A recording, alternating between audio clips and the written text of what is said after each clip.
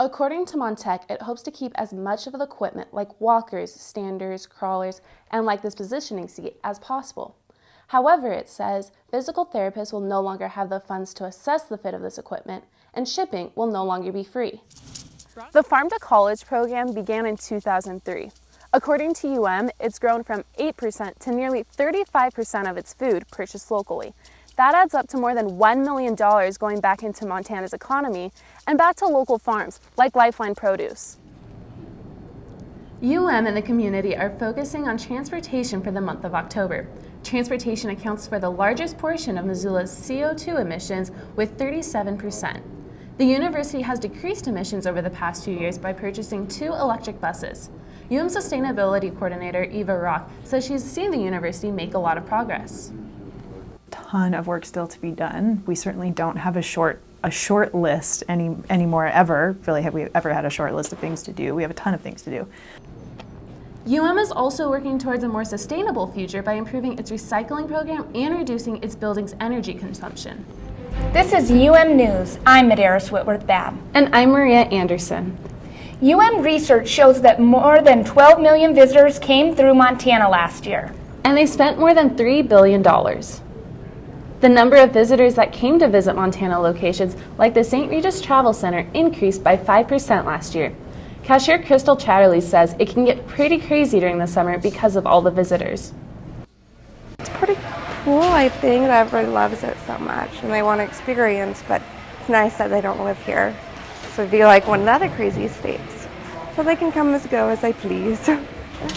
Visitors help support Chatterley's job and nearly 35,000 others across the state. And with tourist season ending, students and members of the community are both worried about flu season. One Now Care physician says getting a flu shot not only helps you avoid getting the flu, but makes cases less severe and reduces the chances of others catching it. There are new strains of flu shots available this year, including one that makes immune systems react more and doses that tackle more types of the flu in one vaccination. Flu shots are available at various pharmacies across town and at the Curry Health Center on campus. A state program housed at is still serving the community despite recent budget cuts. The state-assisted tech program, Montech, provides equipment loans and demonstrations to help make life easier for disabled Montanans. These tools improve function for different tasks like eating, using the computer, and reading for people with disabilities. The cuts will affect shipping costs and equipment fittings. For these and more stories, visit our website at umnews.jour.umt.edu. Thank you for watching News. Have a great week. I'm DJ Stewart. And I'm Maria Anderson. The University of Montana serves fresh and local food to students through its Farm to College program. In the last 14 years, the use of local food on campus has grown more than 25%. I took a look at how the program impacts Montana farmers. Lucy Brieger has owned Lifeline Produce for nearly 35 years. She sells a portion of her food to the University of Montana through the Farm to College program. She's noticed a shift in awareness of where Montanans get their food from. We're seeing local demand for what's produced locally, and so we're seeing a little bit more of those businesses be able to survive, and that's a great thing for food security. The Farm to College program began in 2003. According to it's grown from 8% to nearly 35% of its food purchased locally. That adds up to more than $1 million going back into Montana's economy and back to local farms like Lifeline Produce.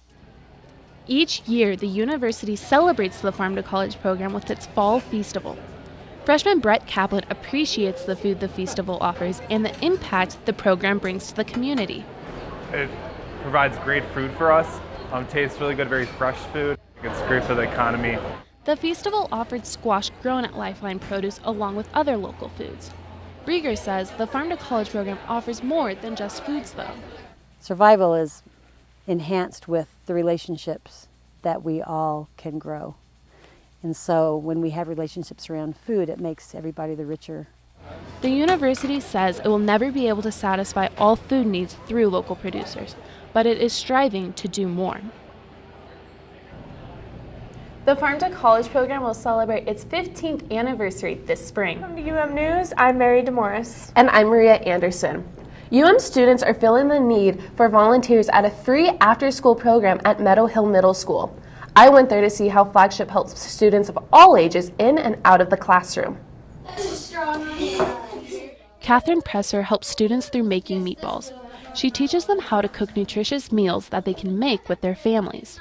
She volunteers through Flagship at Meadow Hill Middle School once a week as part of her Fundamentals of Health education class at UM. Presser says she's learning a lot more than just nutrition through this program. I think I'm getting a lot better with kids because I haven't been around kids a lot, but it's great. They're, a lot more relatable than I thought originally, so. Flagship is a free after-school program offered at 8 local schools. It provides kids with a safe place to go after school and helps boost their self-confidence and social skills. The Meadow Hill coordinator, Kesha Lovelady, says she likes working directly with the UM volunteers to plan what the students will like best. The college students are at a perfect age too. Sometimes other volunteers are a little older and it's harder for students to relate, but they love the college students because they were just middle schoolers. Meadow Hill student Sierra Lowry joined the Flagship cooking class this year. She says her favorite part is meeting new people and hanging out with the college students. They're all nice and they help out and they're just really fun to hang out with. At the end of the semester, Presser will present a nutrition program to her class using what she learned through Flagship. Lovelady says she hopes to offer more programs at Meadow Hill after the new year. Harold Braun's eyes have been deteriorating for years as he gets older. He's getting help from Montech with reading books on his iPad. Braun says the appointments are useful. I think I have many options. It's a bit confusing. But I think I can sort most of it out. I might have an example. Clinical coordinator Julie Durner walks Braun through different iPad settings and shows him new devices too. She says Montech is one of the most underutilized programs in the state. We really want people to know that there is no problem too small or too big.